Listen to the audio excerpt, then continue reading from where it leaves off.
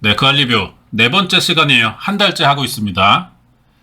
이번 리뷰할 회차는 341회고요. 7월 29일의 미스터리 사라진 변호사라는 제목의 방송이었어요. 봅시다.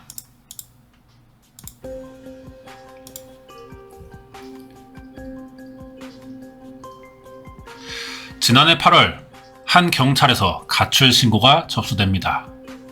이름은 이종훈, 나이 34세, 직업은 변호사였어요. 가족들은 이 변호사와 3, 4일 동안 연락이 안 되자 무척 불안해했습니다. 동생이네, 신동생. 오빠가 없어진 걸 안 건요, 다음날 알았어요. 저희 가족이 전화를 하면 휴대전화를 안 받고 사무실엔 또 없다 그러고, 그래서 이상하다. 행선지도 다 밝히고 다녔고요, 정기관 어디 갈 때는. 그러나 이 씨의 행방을 찾아달라는 말에 경찰은 난색을 표합니다. 초등학교 1학년 거기까지는 완전히 긴급하게 해서 탐문해가지고 찾아주거든요. 그런데 성인은 달라요. 이분은 지적인 교양 능력이 있고 원만하시고 그렇기 때문에 30대 남자가 변호사가 가출했다는 게 믿기지 않는다. 어디 여행을 잠시 갔겠다. 일이 힘들어서 어디 갔지 않겠느냐. 그게 의견이었어요, 초반에. 이 씨와 연락이 끊긴 날짜는 7월 29일이에요. 그 다음 주가 이 씨의 휴가 기간이어서 가족들은 그나마 걱정이 덜 됐다고 합니다. 그러나 여름 휴가 기간이 지나고 계절이 바뀌어도 이 변호사는 돌아오지 않았어요. 행방불명된 지 어느덧 10개월째. 가족들이 찾아낸 이종훈 씨의 마지막 모습은 2004년 7월 29일 출근길에 엘리베이터를 타는 모습이었습니다.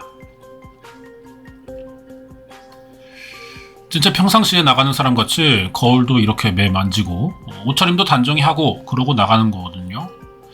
그렇게 출근한 이 변호사는 사무실에서도 평소와 다를 바가 없었습니다. 굳이 이상한 점이라면 실종 당일 이 변호사의 퇴근 시간이 평소보다는 조금 빨랐다는 거예요.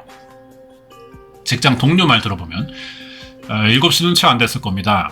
7시 전인데 평상시에는 야근을 자주 하시거든요. 그런데 이날은 야근하지 않고 가시니까 사무실 나가기 직전 한 직원이 이 변호사를 불러 세워요. 그 다음 주부터 휴가거든요. 그래서 제 생각으로 변호사니까 하루 당겨서 평일날부터 휴가 출발해도 되니까 휴가 가시냐 제가 여쭤봤죠. 내일 안 나오시냐고 하니까 나오신다고 그러셨어요.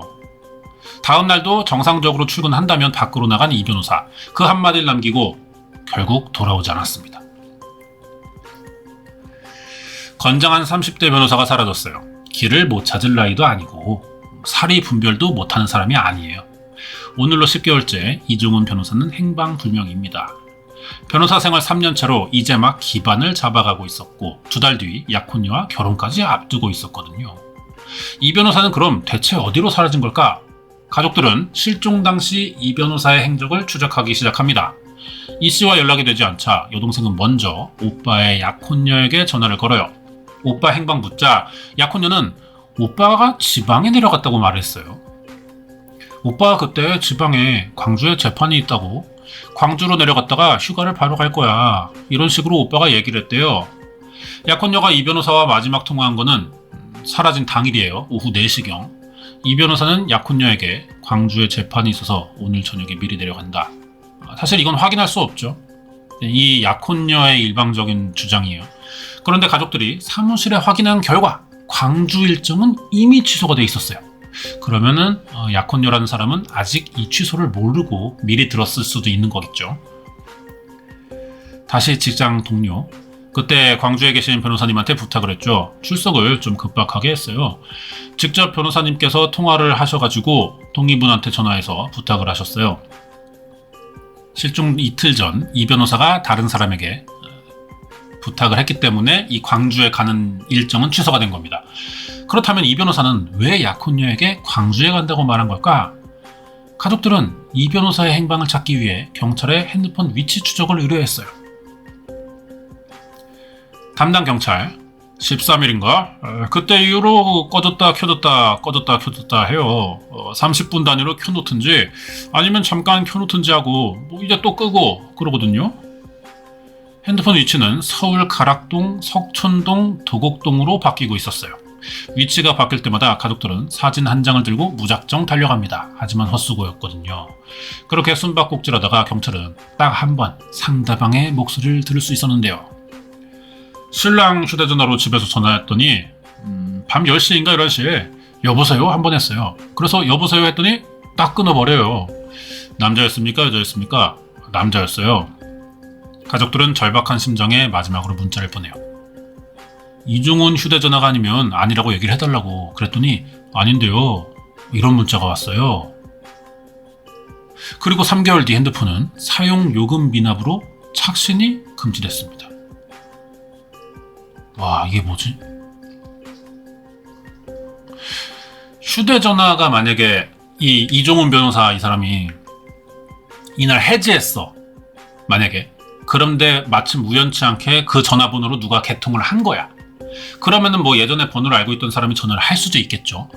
근데 뭐 바로 끊는 이유가 뭐지? 해지하지 않았네. 이건 내역 보면 알 수 있는 거니까, 그죠? 분명히 다른 사람이 지금 핸드폰을 갖고 있는 겁니다. 그러다가 이제 요금 안 내서 착신 금지됐고요. 이 변호사의 핸드폰을 가진 사람은 누구였을까? 이 변호사는 대체 어디로 간 것일까? 가족들은 혹시 소송 관계로 원한을 산 것은 아닌지도 생각해봤습니다. 선배 변호사 말 들어보면 그러니까 이 당사자하고 소송할 필요가 없는 당사자 얼굴도 모르고 그냥 끝나는 소송들이고 뭐가 잘못되는 것은 법인하고의 문제지 담당 변호사하고는 상관이 없다는 거죠. 이종훈 변호사가 맡았던 사건들 자체가 기업 사건들이었는데 의뢰인 자체가 개인인 경우도 없고요. 사건 대부분은 공동으로 처리했기 때문에 특별히 이 변호사만 표적이 될 일은 없다는 겁니다. 그런데요, 실종 열흘째 되던 날 갑자기 약혼녀가 이 변호사의 여동생을 찾아왔어요. 그동안 차마 얘기하지 못한 사실이 있다는 겁니다. 다시 동생, 자기도 이제 살궁리 해야겠다. 그래서 무슨 소리냐 물어봤더니 오빠가 없어진 지 열흘밖에 안 됐다. 이렇게도 얘기했어요. 그랬더니 여자분은 오빠가 집을 나간 게 결혼이다. 결혼하기 싫어서 잠적한 거 아니겠느냐. 이렇게 말했다는 거죠. 결혼을 2달 앞두고 이 변호사는 결혼 준비는 안 하고 요구사항만 늘어놨다는 거예요. 약혼녀 입장에서는 뭐 그동안 말은 안 했지만 뭐 결혼 문제로 좀 서로 불만도 있었는데 사라지기까지 했고 난 결혼할 생각이 이제 없으니 이 집과 인연 끊겠다. 뭐 이런 얘기 한 거죠.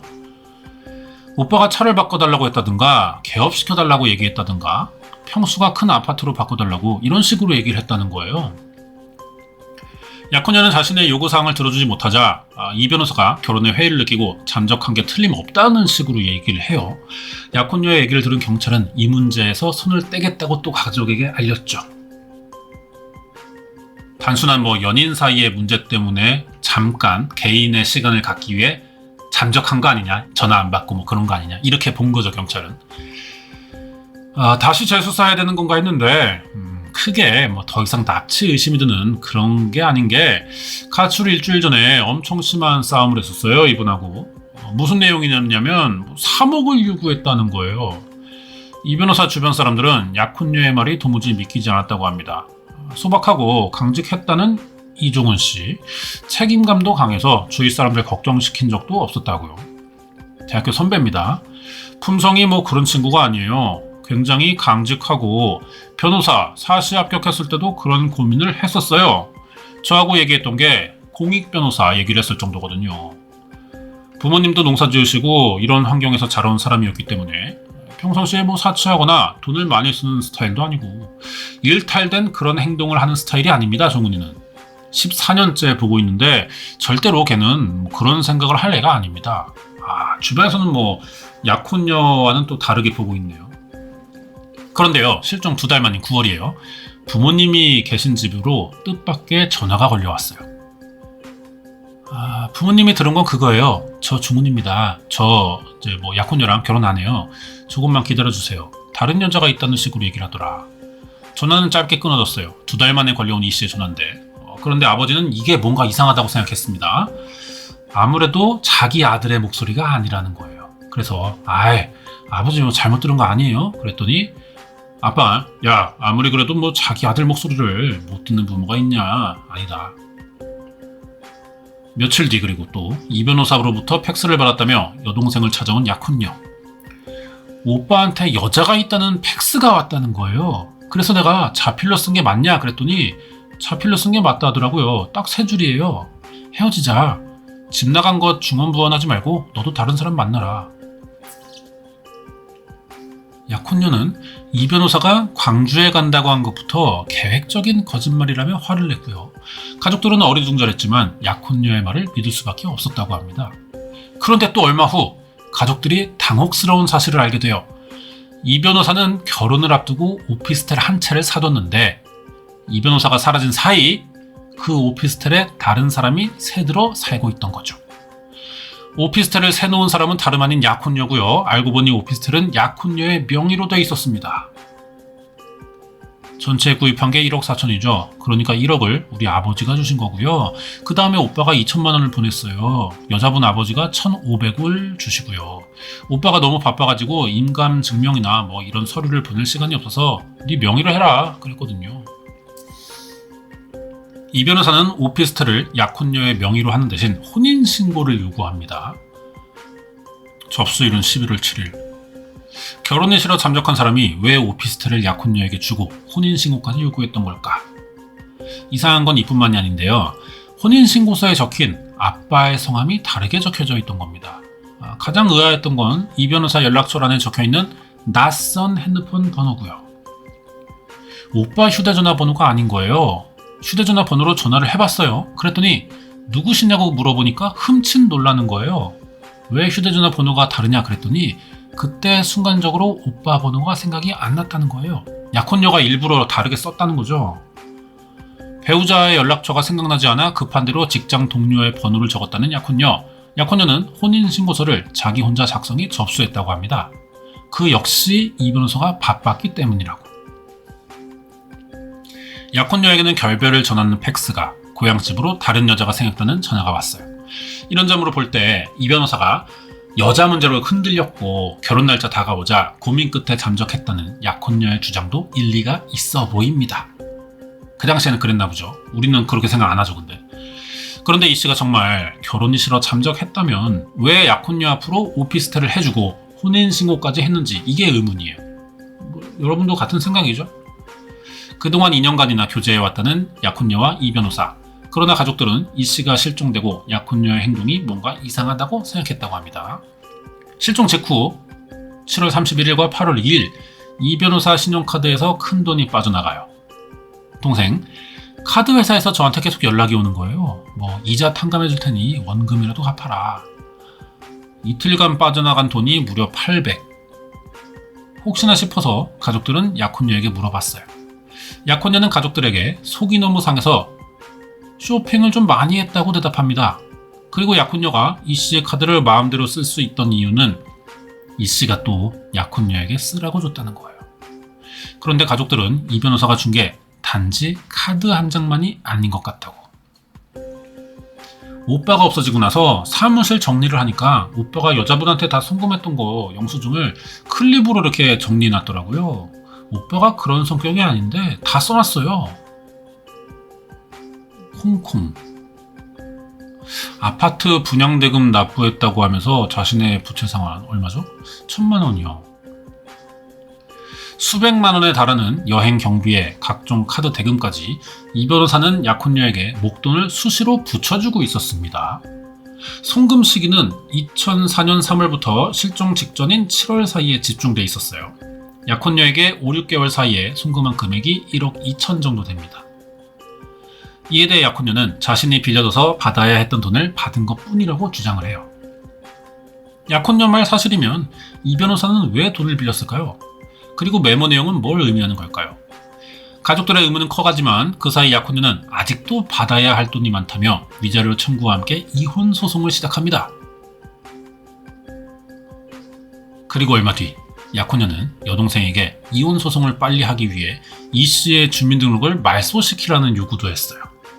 실종 당시 이 변호사는 새로 얻은 오피스텔에서 생활하고 있었지만 서류상의 주소는 여동생 주소로 되어 있었습니다. 따라서 주민등록을 말소하려면 법적으로 여동생의 동의가 있어야 했던 거예요. 그런데 올해 초 여동생도 모르게 오빠의 주민등록이 또 말소됩니다. 여동생이 안 했는데. 오빠의 주소는 오피스텔이 있는 분당 쪽으로 옮겨져 있었어요. 주민등록 말소 절차상 동사무소에서는 오피스텔 세입자에게 이 변화에 대해 물어봅니다. 이종호 씨라는 사람 아니냐? 모른다 그랬더니 주민등록 말소하려면 현재 살고 있는 사람의 동의를 받아야 된다 그러더라고요. 그래서 제 동의를 받고자 전화를 하는 겁니다 라고 하면서 동사무소 직원이 저한테 연락했어요. 그래서 나 모르는 사람이다 그렇게 얘기를 했죠. 여기 살고 있지 않다. 그렇게 이 변호사의 주민등록은 2005년 1월 31일 말소됩니다. 동사무소에 끈질기게 이 말소 신청을 해왔던 사람은 약혼녀였고요. 그래서 그 담당 직원을 만나봤죠. 여자분 말로는 남자가 결혼을 하기로 했으면서 도망갔다고 그 말을 했기 때문에 같은 여자 입장에서 불쌍하다 뭐 이렇게 생각을 했던 건데요. 그래서 그 사람 말소시켰어요. 그런데 이 변호사의 주민등록 주소가 어떻게 여동생 집에서 오피스텔 쪽으로 옮겨진 걸까? 그러려면 동사무소에 본인이 와야 된다고 얘기를 하시는 거예요. 그래서 본인이 간 적 없는데 그게 왜 본인이 돼 있는지. 그렇다면 이 변호사가 직접 전입신고를 했다는 말인데, 그런데 동사무소 직원은 전입신고한 이 변호사의 얼굴을 기억합니다. 신분증하고 얼굴하고 달라서 그 사진에는 남자분은 눈이 작았어요. 당사자인 사람은 쌍꺼풀이 있었기 때문에 달라진 데 있냐고 물어봤었는데 신분증 사진과 방문한 이 씨의 얼굴이 많이 달랐지만 남자는 계속 자기가 맞다고 하니까 쌍꺼풀 수술 때문이다. 다른 남자가 왔었구나. 그 이 변호사 신분증 들고. 동사무소 직원은 지문 찍고 카드가 왔을 때 카드를 보관했다고 한다. 그렇게 남겨진 남자의 지문으로 얼마 후 새로운 사실이 발견되는데요. 경찰 수사 결과 지문 확인한 거죠. 동사무소에 찾아온 남자가 이 변호사가 아니고요. 40살의 윤모 씨라는 사람이에요. 여기서 1부가 끝납니다. 네, 사라진 변호사 2부 그가 리뷰입니다. 미 귀가자 이종훈 명의로 동사무소 전입 신고를 했어요. 자기가 이종훈인 양 하면서 그 명의 주민등록증 전입신고서 용지에다 작성을 해서 제출했습니다. 놀랍게도 이 윤모 씨를 사주한 사람 누구냐? 약혼녀예요. 인터넷 구인 사이트에서 사람을 샀고요. 일당 5만 원 주고 이 변호사 행세를 시킨 겁니다. 그거 이외에 금융기관에서 수익자 변경할 때 역시 같은 사람 시켜서 작성해서 제출해서 행사했고요. 가지고 있던 이 변호사 도장과 신분증 이용해서 보험의 수익자도 약혼녀 본인의 이름으로 변경했어요. 약혼녀의 이름으로 변경된 보험의 보험금은 1억 5천 정도 되고요. 경찰 수사 결과 이 변호사가 약혼녀에게 보냈다는 팩스에 대해서도 감춰진 사실이 밝혀지는데 그 처되는 사람의 집에 대해서 임시거주지에서 압수수색 영장을 받아서 집행하면서 세밀하게 수사했는데 이 변호사의 수첩을 오래가는 흔적이 발견됐어요. 약혼녀의 거주지에서. 약혼녀는 이 변호사의 수첩에 있는 글씨들을 다 오려내 스캔했습니다. 게다가 시골집으로 걸려온 전화 역시 약혼녀의 자작극으로 드러났어요. 그러니까 이게 스캔한 이유가 편지 보내려고 자필 그러니까 글자를 하나하나 잘라가지고 편지처럼 붙여서 왜 옛날에 우리가 어떤 추리 드라마 이런 거 보듯이 그래서 스캔을 했다는 거지. 그러면 이제 스캔의 화질이 떨어지면서 종이가 붙은 그 흔적이 안 나오니까 이게 좀 조악한 방법이긴 한데 어쨌든 공을 꽤 들였네요. 약혼녀가 길 가는 사람에게 자기 남편 식물인간이고 현재 병원에 있는데 시골 부모님이 너무 걱정한다며 집에 전화 좀 해달라면서 30만 원을 줬던 거예요. 이 전화했던 사람도 찾았네요. 대체 약혼녀는 왜 이런 일을 꾸민 걸까요? 저희 가족은 오빠의 행방을 알고 있다는 거예요. 저희 가족이 오빠가 어디 있는지 꽁꽁 숨겨놓고 자기한테만 얘기하지 않는다고. 하나는 오빠가 집을 나간 게 너무 괘씸하고 속이 상해서. 그러나 가족들은 뭔가 의심쩍다며 종신보험 얘기를 꺼냅니다. 이 변호사가 가입된 종신보험은 자연 사망일 경우 나오는 보험금의 금액은 적지만 실종으로 인해 사망 처리가 되는 경우 다 포함해서 15억이 지급되는 상품이었어요. 약혼녀는 이 종신보험의 피보험자가 이 변호사, 수익자는 그리고 본인으로 가입을 했습니다. 그러니까 한마디로 정리하자면 이 변호사가 사망이 아니라 실종이 됐을 때 가장 큰 이득을 보는 사람이 이 약혼녀라는 여자네. 이 보험에 가입된 거는 또 이 변호사 실종 한 달 전이에요. 제작진은 보험사 찾아갔습니다. 보험사 담당자는 두 사람이 부부관계였기 때문에 이런 계약이 가능하다고 얘기했어요. 그러면 우리가 이 여자 약혼녀라는 사람을 의심해야 되는 수밖에 없잖아요. 그러면 이 결혼 자체가 애초에 의도된 접근으로 시작됐다. 여자의 계획, 이렇게 봐야 될 수도 있겠네. 당시 계약 담당자 말 들어보니까 종신보험의 수익자는 원래 부인입니다. 이혼했을 경우 이런 경우에 이혼하더라도 수익자가 지정되어 있는 한 그 수익자한테 돌아가요. 지난 3월 약혼녀는 사문서 위조 등의 혐의로 구속이 돼 있어요. 왜냐면 동사무소에 사람 시켜가지고 이제 이 변호사 행사인 척 이렇게 했었으니까. 이 변호사 측은 당초에 거짓된 팩스를 꾸며서 여자 문제를 몰아간 게 이 변호사의 실종 사건을 단순 가출로 위장하려는 속셈 같다고 말해요. 가족들이 또 이해할 수 없는 혼인신고와 거액의 종신보험도 이 실종과 무관하지 않을 거라는 주장. 그러나 현재로는 약혼녀가 이 변호사 실종에 이게 문제죠. 직접적으로 개입했다는 증거는 한 가지도 없습니다. 의심은 가지만 의심으로만 사람을 체포하고 재판할 수 없잖아요. 때문에 경찰은 제3자로 인한 납치나 살해 모든 가능성을 열어두고 수사를 진행하고 있습니다.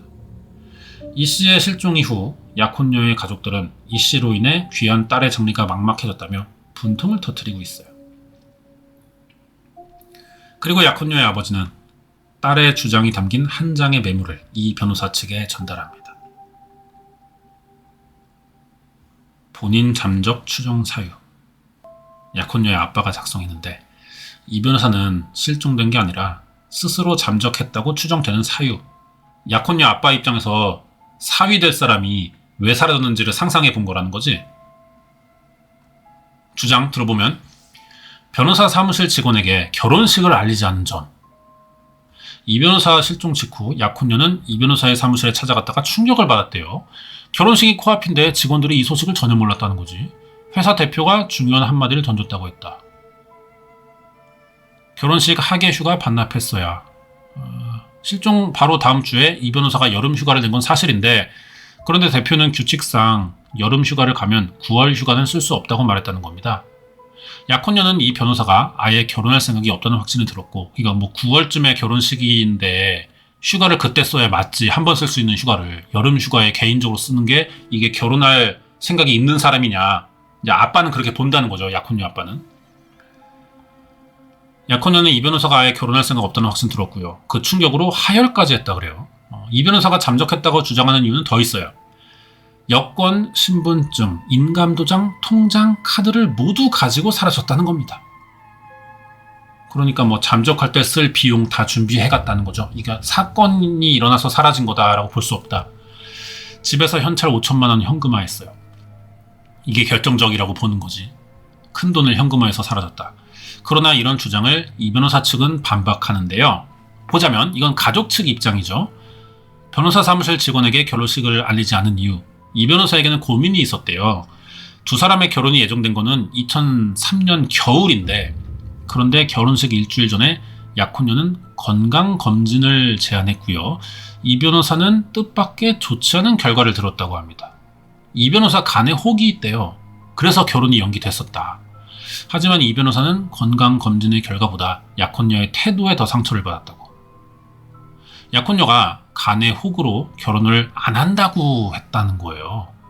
그러나 간에 있는 혹은 오진으로 판명이 또 났습니다. 그 후 둘은 다시 결혼 날짜를 잡았지만 그 순간에 이 변호사는 갈등을 했대요. 왜냐? 간 혹이면은 큰 병이 있어서 수술 때문에 결혼 미루는 건데 이것 때문에 약혼녀가 결혼 자체를 안 해버린다고 하니까 근데 만약에 약혼녀가 이 결혼을 안 한다고 했던 이유는 애초에 이 여자가 범인이라면 계획적인 결혼이었고 플랜을 짜뒀겠죠. 결혼한 뒤에 언제 집 명의 바꾸고 언제 이 남자를 없애고 그런 게 플랜이 짜졌었겠지. 근데 예상치 못한 남자 측에서 결혼을 연기할 만한 사유가 생겨버린 거야. 계산에 없던. 간에 혹 있는 건 몰랐으니까. 그러니까 이 여자 입장에서 위기를 느낀 거죠. 예정대로 해야만 내 범행이 완벽해지는데. 그러니까 결혼을 아예 안 해버린다고 한 게 아닐까. 이런 생각도 좀 들어요. 범인이라면. 하지만 뭐 고민 끝에 결국 결혼 결정했고요. 가까운 사람에게는 결혼 결심을 알렸습니다. 대학교 선배, 산악회 중훈이 동기 중에 뭐 친구가 있는데 같이 한다. 제가 그런 얘기도 했었거든요. 그리고 뭐 9월 결혼식을 위해 하계 휴가를 반납했어야 됐다. 여름 휴가를 가면 정말 가을 휴가는 쓸 수 없는 걸까? 제작진은 대표에게 확인해 봤습니다. 뭐 그런 건 들쭉날쭉하기 때문에요. 뭐 원칙이라는 게 딱히 없거든요. 그러니까 제작진이 지금 휴가 가면 9월 결혼식 때 그 신혼여행 휴가는 못 간다. 이런 말씀하신 기억이 없으세요? 저는 그렇게 말 안 했다고 생각하는데요. 9월에 신혼여행 갈 사람이 또 휴가는 왜 가느냐? 이 정도로 말하지 않았을까? 이 변호사는 여권, 신분증, 인감 도장, 통장, 카드 모두 가지고 나갔다. 약혼녀는 이 변호사가 사라지면서 신분증과 통장, 카드 모두 가지고 나갔다고 했어요. 그러나 실종 직후 이 변호사의 카드를 쓴 거는 약혼녀죠. 그리고 경찰 수사 결과 동사무소에서 이 변호사의 행세를 한 남자는 이 변호사의 신분증을 가지고 있었다. 뒤늦게 약혼녀는 오피스텔 정리하다 신분증과 카드를 주었다고 말을 번복했어요. 하지만 이 변호사 측은 강한 의혹을 제기합니다. 거짓말 하는 것 같다는 거죠. 자, 집에서 현찰 5천만 원을 가지고 나갔다는 점. 약혼녀에 따르면 이 변호사가 실종 2달 전에 5천만 원을 현금으로 빌려달라는 부탁을 했어요. 이에 약혼녀가 5천만 원을 쇼핑백에 넣어서 건네주었다는 겁니다. 현금을 찾아줬다는 건데 현금 찾은 게 확인이 됐나요? 경찰은 그때 확인했다고 하는데 어디다 썼는지는 모른다고 했어요. 이 변호사 측은 그 돈을 약혼녀가 인출하기는 했지만 이 변호사에게 전달했다는 증거가 없을 뿐, 그리고 이 변호사가 현금 5천만 원을 들고 잠적했다는 것은 억측이라고 했습니다. 양측의 주장이 완전 엇갈리죠. 자, 경찰 수사 결과 또 다른 사실이 드러나는데요. 혼인신고서에 적혀있던 낯선 전화번호, 이 번호의 실체가 드디어 밝혀집니다. 여자는 오빠랑 약혼하기 전부터 남자를 알아서 작년 3월부터 동거를 했다고 그러더라고요. 오빠가 바쁘잖아요. 너무 바쁘니까 평일엔 여자분이 그 남자 집에 있었어요. 그러다가 오빠를 주말에 봐요. 그 생활을 계속했어요. 실종 전부터 약혼녀는 이미 다른 남자와 동거 중 이 사람이었겠죠. 약혼녀의 어머니가 유언처럼 살아 계시는데 뭐야? 사위로는 법조인을 원한다고 말했었다고. 어머니의 말을 거역할 수 없던 약혼녀가 이 변호사를 만난 거라고 합니다. 그러니까 약혼녀는 자기 엄마가 유언을 남겼다는 식으로 남자 쪽에게 이야기했다는 거야. 이 변호사 측에서 약혼녀에게 결혼은 정말 할 생각이 있었는지 물어보니까 약혼녀는 이 변호사가 아닌 동거남과 결혼할 생각이었다고 대답했어요. 그러면은 이 변호사를 찾으려고 시댁에 거짓 전화하고 가짜 편지 만든 이유는 뭘까? 왜 마음에 드는 사람과 혼인신고를 왜 한 걸까? 제작진은 약혼녀 측에 이제 해명이 필요하겠죠. 인터뷰 요청합니다. 직접 만나서 인터뷰하기 싫다던 약혼녀의 아버지와 저녁 9시에 전화 인터뷰 약속했어요. 하지만 약속 시간에 나타나지 않습니다. 현재 경찰은 이 변호사의 실종 가능성에 무게를 두고 재수사에 들어갔어요. 그러나 이미 진실을 말해줄 많은 열쇠들은 사라졌습니다.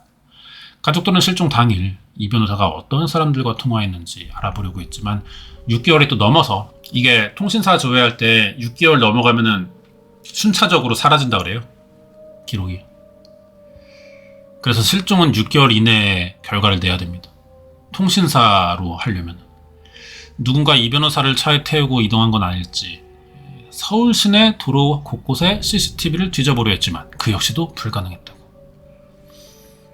작년 7월 29일이니까 1년이 채 안 된 건데 없을까요?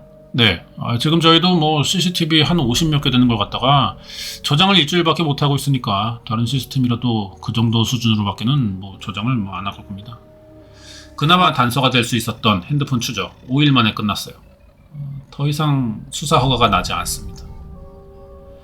5일로 저희가 딱 허가 받아가지고 이제 검사 지휘 받아서 실시간으로 허락을 받아가지고 한 거기 때문에 이게 뭐 범죄 의심이 있을 때는 수사를 착수하지만 납치 의심은 아니라고 봤어요.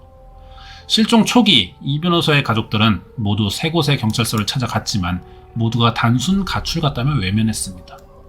간곡한 요청 끝에 뒤늦게 수사가 시작됐지만 그 시점은 방송 시점으로 올해 2005년 1월 반년이 지난 뒤였다고. 10개월째 생사 여부를 알 수 없는 이 변호사. 경찰 기록에 이중훈 씨는 여전히 가출인으로 올라가 있습니다. 한 해 동안 경찰에 실종된 성인 가출수 총 46,248명이었다고. 범죄 전문가들은 이 가출 명단 속엔 이 변호사처럼 실종자들이 상당수 포함돼 있을 거라고 말합니다. 성인 실종자들의 경우 성인이라는 이유로 실종보다 가출로 간주되기 쉽기 때문이라고 그래요.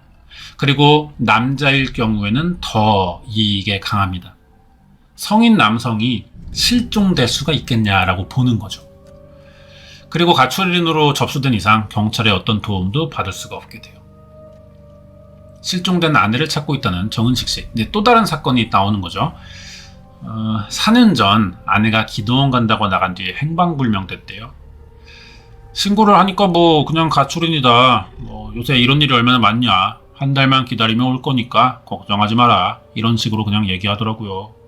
특별하게 의심 가는 거 없으니까 이건 뭐 사건 연루 범죄에 뭐 어떻게 희생됐거나 어디 갔거나 자기들로서는 알 길이 없다고. 정은식 씨와는 인고 부부로 소문날 만큼 금슬이 좋았는데 아내가 그 집안에 큰 걱정거리 없이 뭐 화목했다고요. 경찰에는 납치나 사고로 의심되는 증거가 없다면서 기다리는 말만 반복했고 그렇게 2개월째 정 씨는 참다 못해 아내를 찾아 나섭니다. 전국의 기도원 샅샅이 뒤진 것도 모자라서 급기야 정 씨는 강물 속까지 수색했다고. 잠수부 동원해가지고 4번 하고 그 다음에 제 친구하고 와가지고 어군 탐지기로 한 번 하고 그렇게 4년 혼자만의 싸움에 정 씨는 너무 지쳤다고. 최영호 씨라는 분도 사업까지 포기하면서 사람을 찾아다녔어요. 2년 전 하나밖에 없는 여동생이 실종됐습니다. 여동생이 혼자 살고 있었어요.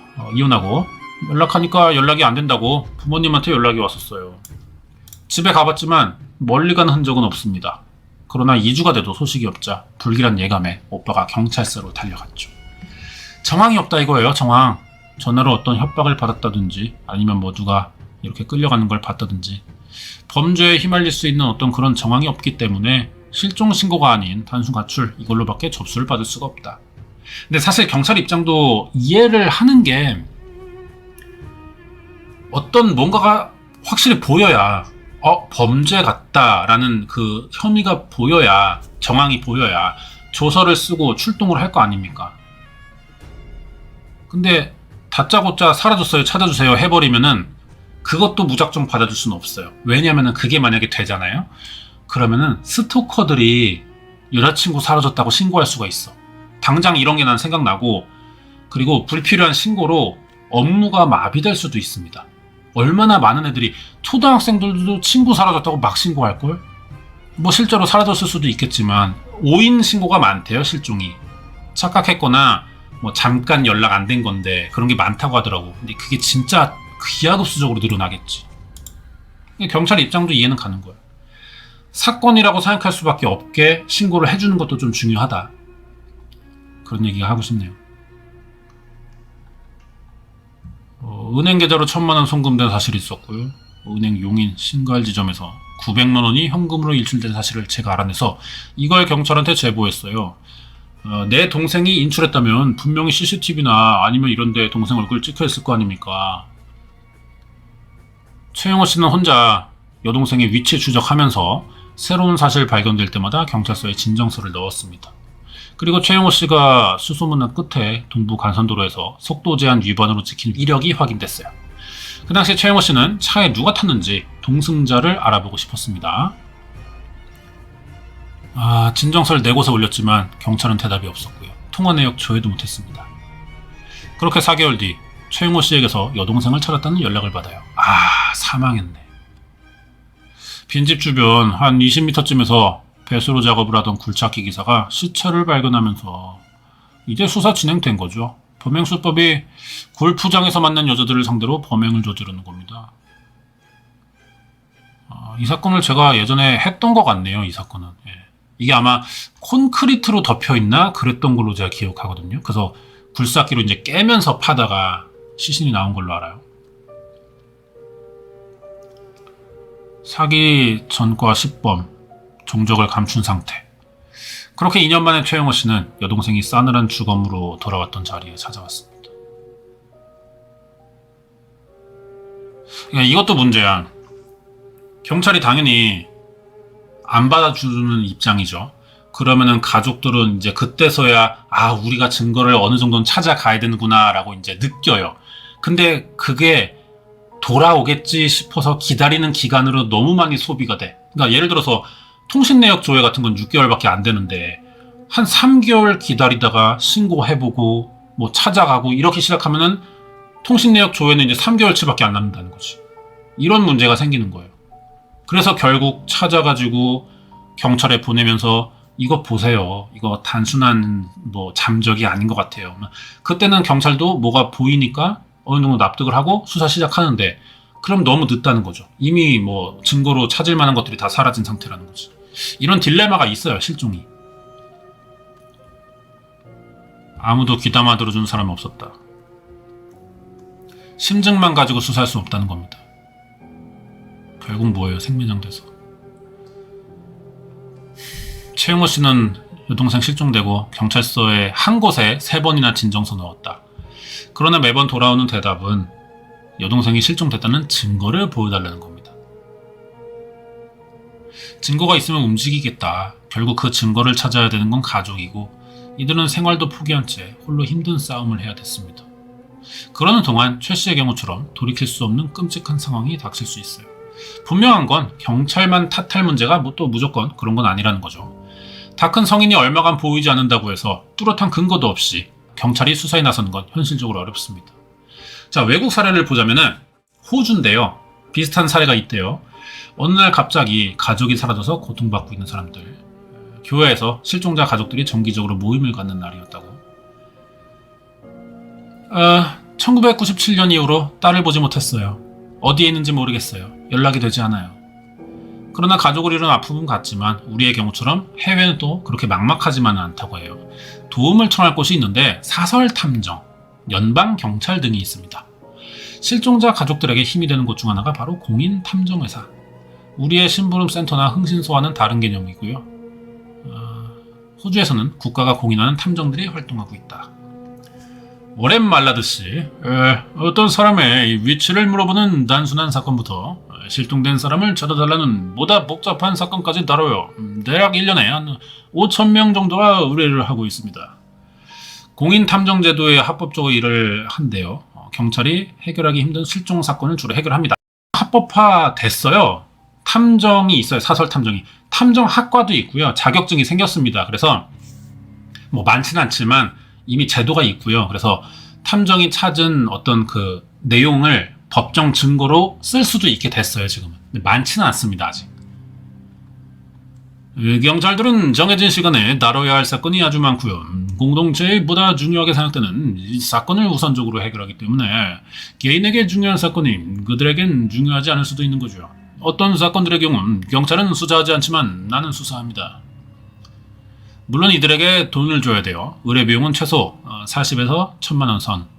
그러나 경우에 따라 국가의 지원도 가능하다. 경찰의 준하는 중요한 업무를 맡는 만큼 탐정이 되기에는 무척 까다롭다고. 1년간의 대학 과정을 거친 뒤 법원의 엄격한 심사도 통과해야 됩니다. 팀 스털링. 사설 탐정으로 지원하는 사람들은 지방법원에서 허락을 받아요. 사업 경영권을 부여받아야 하죠. 지방법원은 이들에게 허가권을 제공하는데 문제가 없는지 경찰국에 의뢰합니다. 55년 동안 공인탐정들이 활동해왔대. 호주는. 필요하면 경찰과 공조도 하고요. 자립탐정 도움에 대한 기대가 확실히 있어요. 그리고 법적인 의무 조항이기도 하죠. 사설탐정이 경찰에 지원해야 될 상황에는 지원하도록 하는 의무 조항도 있습니다. 우리에게도 새로운 제도 필요하다고 아주 젊을 때 표창원 교수님이죠. 경찰 입장에서 봤을 때는 이미 눈앞에서 다쳐있는 사람 또는 칼에 찔린 사람 또 피를 흘리는 사람이 우선적으로 수사해야 될 대상입니다.